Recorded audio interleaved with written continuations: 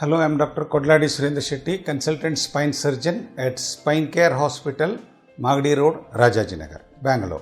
The side effects are they usually produce the disc degeneration, if disc degeneration is already there, then they can produce the further effects of that. That is a disc herniation and all those things.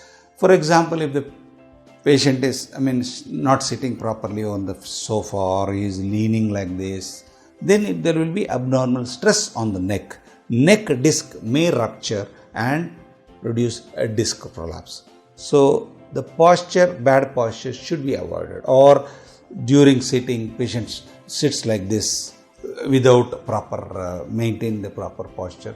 That will also affect on the disc pressure, and that can produce more of a disc prolapse or more of a disc bulge. So usually the bad posture has to be avoided. So that's very important. Yes.